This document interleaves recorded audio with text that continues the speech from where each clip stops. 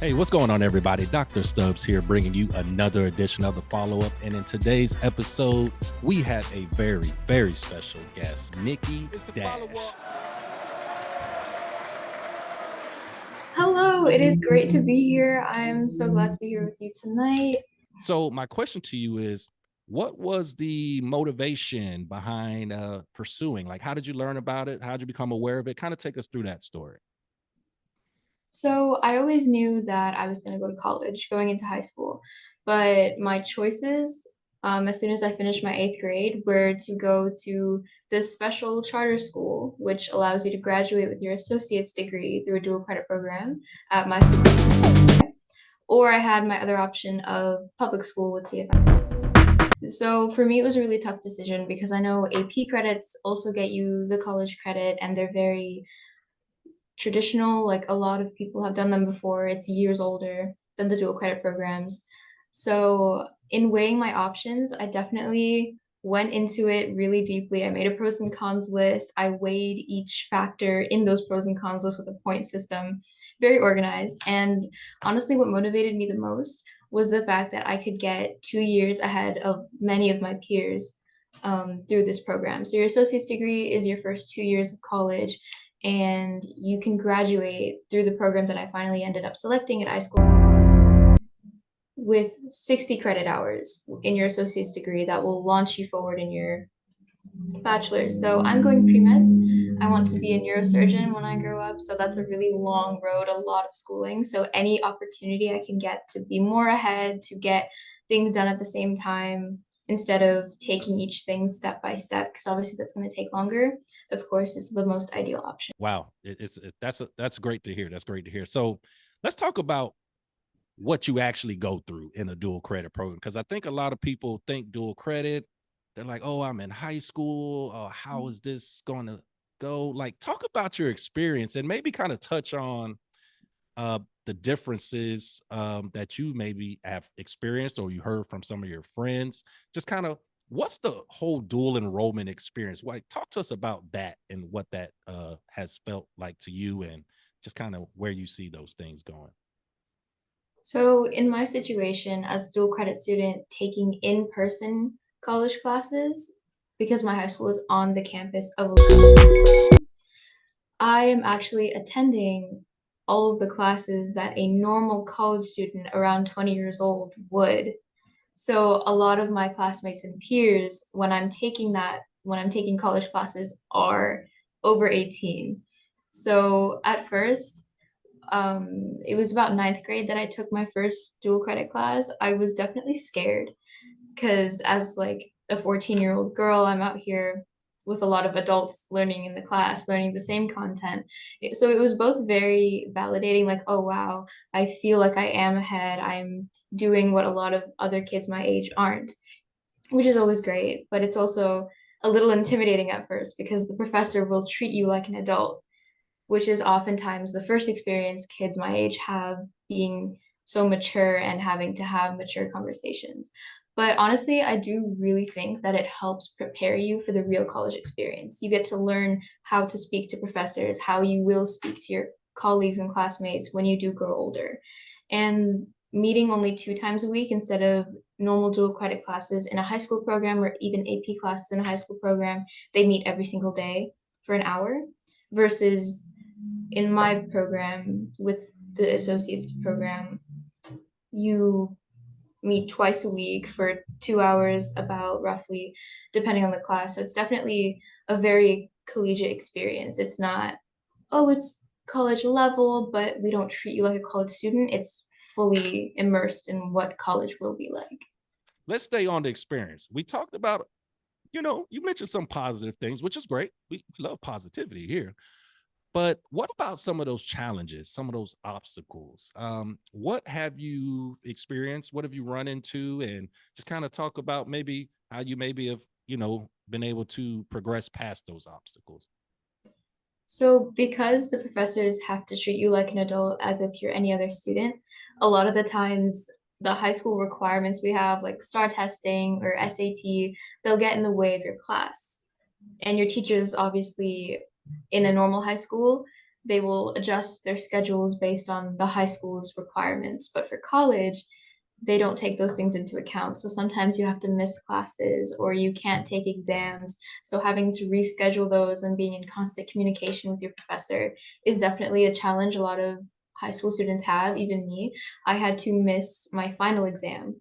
So I had to take that early, and it was definitely a struggle trying to get the timing right because my high school doesn't allow you to leave the campus to go upstairs, we call it, is because we're on the first floor of the high school, but all of our college classes are on the other floors of this building.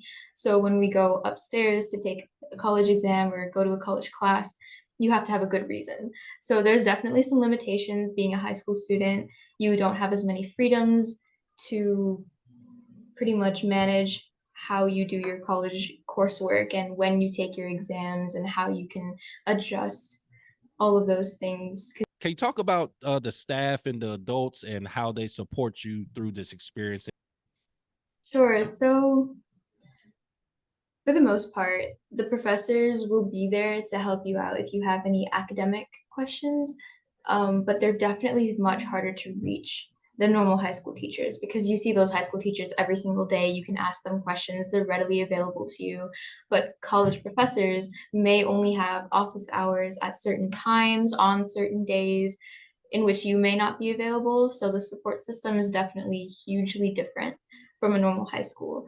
There are many hotspots, they call it, which are essentially tutoring centers where you can go talk to maybe an older student who has taken your class before, or an assistant teacher, or maybe another professor which teaches the same subject but isn't your class professor, and they can help you out with any questions or homework. But definitely, like, the 2-day a week structure makes it harder for a lot of high school students to adjust and manage because they're so used to learning the subject every single day, having access to that teacher every single day versus here you it's a lot more digital, it's a lot more nuanced on to when you can actually get help. As for like counseling, like college counseling, choosing your classes, for my school particularly, it has definitely varied every single year. In the past 3 years, we've gone through 4 counselors, and it's only one counselor for the entire school. Thankfully, Mhm. my school is very small. There's only about 400 of us total. Okay. So my junior class, there's only 67 students. So it's not too bad, but the counselor can definitely get overwhelmed sometimes because they have a lot of different context for different grade levels. So it has been a challenge in the earlier years when we are so fresh and new to this system, figuring out what class would be the best to take for the degree that we want. But thankfully, resources that they post online, such as the catalog and graduation plan examples that you can base off of.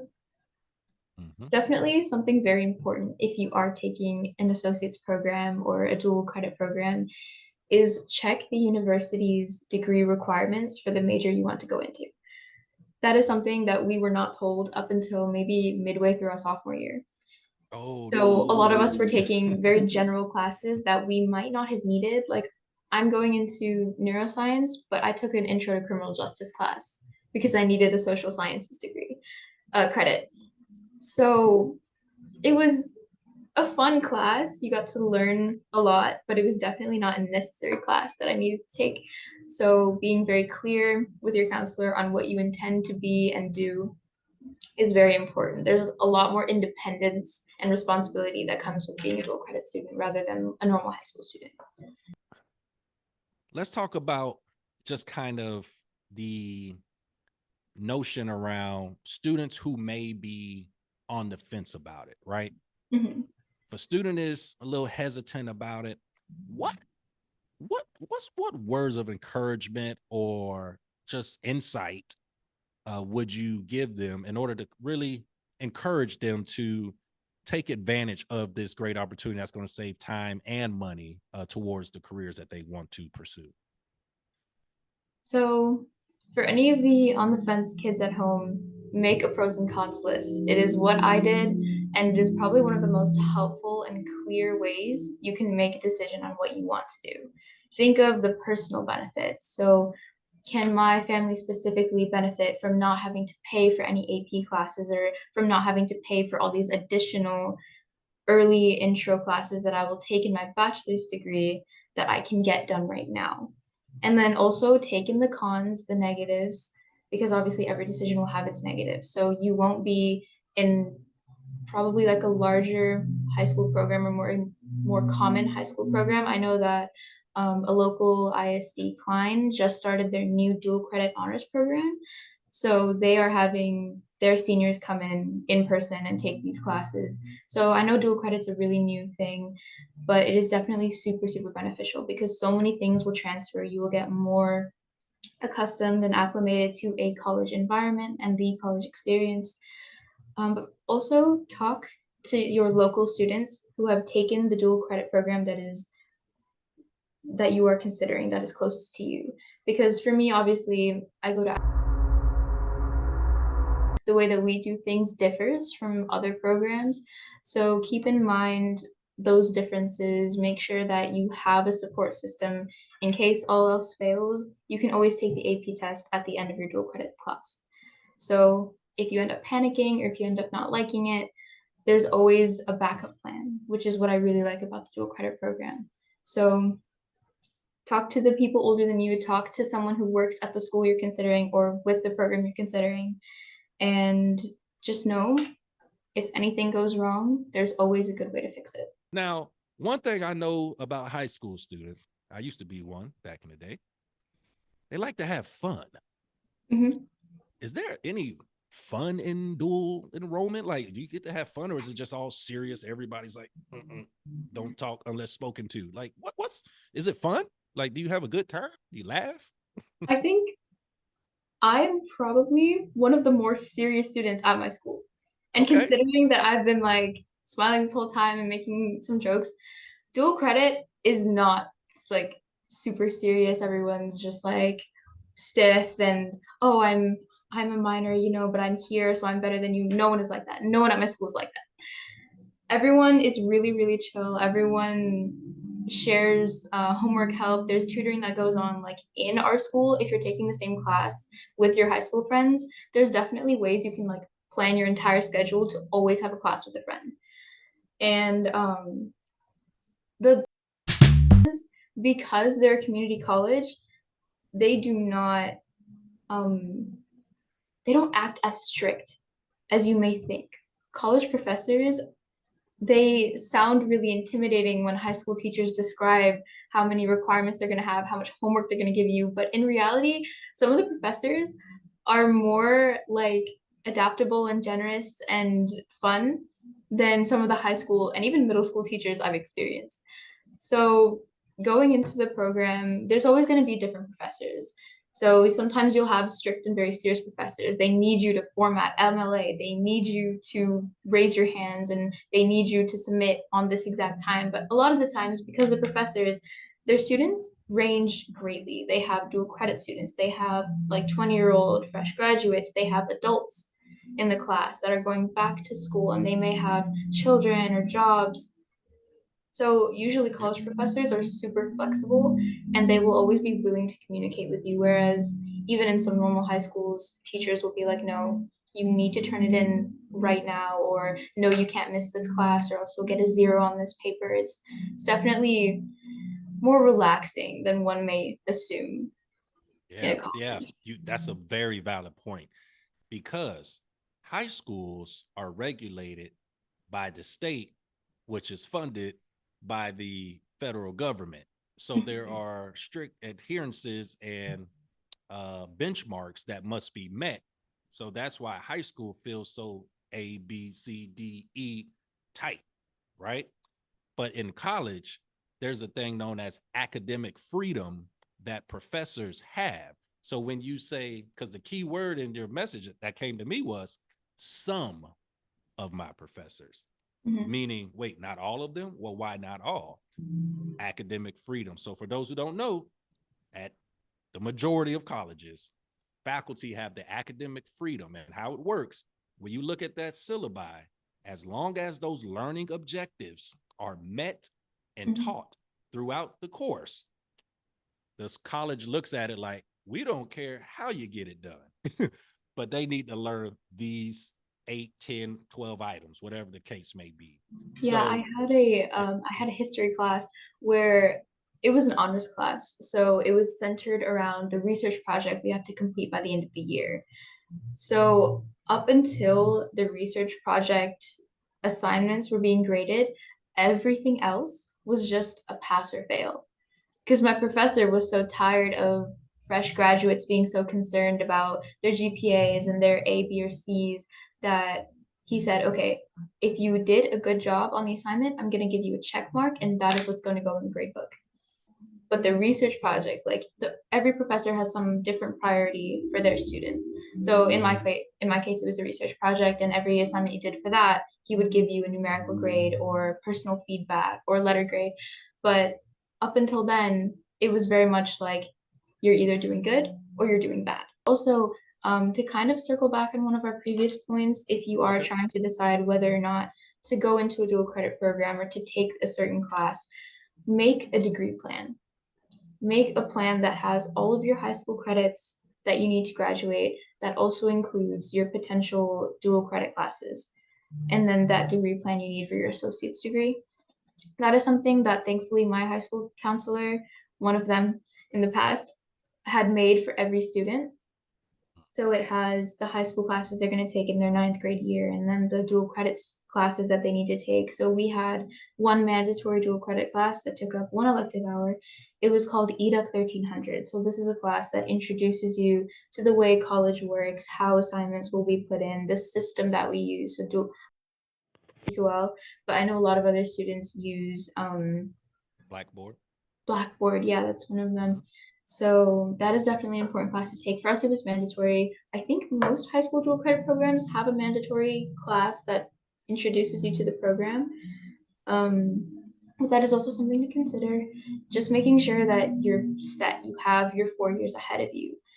For my eighth grade, our counselors in eighth grade had us make a 4 year plan for our high school so that we had that plan going into it. I didn't use it because I was not going into public school and it was centered around the CFISD class, like course requirements and the courses that they offer. But definitely having all of those classes in front of you, and then of course having those pros and cons in front of you, just make it all visible, easy to see, and that will make it the easiest for you to decide what you want to do and where you want to do it. I want to give you this opportunity to give just some final words, whatever words you want to give to any students who are watching this and are thinking about or are currently in dual credit program. What's just your final words for those that are watching this interview? Ooh, okay, loaded question. So, if you're still in the phase where you're considering a dual credit program, my advice for you is just try it. If anything happens at all, you can always fall back on your classic APs and your normal high school classes. But dual credit, it is just such a helpful and innovative program. It's going to benefit you in so many ways. You're going to get college done early. You're going to be fully prepared on what your classes are going to be like. You're going to be treated like an adult, and you're going to have more freedom in your classes, more freedom in your schedule. You get to decide what you want to take, who you want to take it with. You can decide your professor. That is something that high schools don't offer you. You can't choose your teachers or choose what period you have. But on all of their professors, or almost all of their professors, are on this website called ratemyprofessor.com. For me, when I first found out about that, that was a bizarre thing. You can rate your teachers, but it's actually a super helpful tool to see how the professor teaches, what kind of assignments they give, and students' experiences on what the professor and the student have been through, what the classes are like. And it really gives you a better idea of what you're going into. So you're not just blindly choosing a class and hoping for the best. That, oh, I hope this professor is nice. I hope they're flexible. Another thing I wanted to add that I forgot to mention earlier, with the dual credit program, not only can you get ahead college credit wise, but you can get ahead content wise. So for me, I've always been very good at math. I took Algebra 1 as like a credit by exam in 7th grade summer. I took geometry in 8th grade. And then 9th grade, I started out in Algebra 2. Generally, if you start out Algebra 2 in a normal 4-year plan, you have Algebra 2 your 9th grade year, and then pre-calculus your 10th grade year, and then Cal 1 your 11th grade if you want to continue doing math, and then Cal 2 your 12th grade. Most high schools do not offer Cal 2. I know mine didn't, but I put it down anyway, and my counselor said, you will figure it out with your high school counselor, however you guys plan to do that. However, with the dual credit program that I'm in, I finished Algebra 2 at my high school because we have a self-paced course. I finished it in half a year. And then I finished pre-cal again, half a year, all 10 units. I went into Cal 1 in my 10th grade year. And I finished Cal 2 a few months into being 16 years old. I was in 11th grade, my fall semester, and I finished Cal 2. So right now, in my second semester of 11th grade, I have run out of math credits. If I want to take any additional math, I have to take it as a college credit only course. So essentially, you can pay the $300 to $400 to take a course at level and have the credit appear on only your appear on your high school transcript, which will take in all your dual credit classes. But when you apply to colleges, you can submit an additional one, which for me would be with any additional classes that I take. So that is something definitely super helpful. You can finish a normal year's worth of course in one semester because of the way college classes work. So it definitely prepares you for how fast-paced classes are going to be when you graduate high school. And it also, if you're an overachieving student like me, you can get more done in less amount of time. So you don't feel like you're being bombarded with busy work, which I know a lot of my AP friends complain about. They're like, oh, my AP class is so hard. It's not even the content, it's all the work we have to do. And I was like, you should have been dual credit. I told you to come jump in the car with me. That's cool. That's cool. Wow. Well, I think this has been very informative. And like you said, from the student's perspective, I get people call me, some call me Mr. College Man. Like I go on for days, and I used to be a student, of course. But now that some years have passed, I won't tell you how many, but some years have passed, and so hearing it from those who are in it is the most valuable information. So Nikki Dash, thank you so much for joining on this interview. I think that everything that you've mentioned is going to be very informative and hopefully motivate and inspire someone to pursue dual credit and to be in the same position you are. So best of luck to you in all of your future endeavors. And we wish you nothing but the best moving forward. Okay. Thank you for being here with us. Thank you so much. It's the follow-up.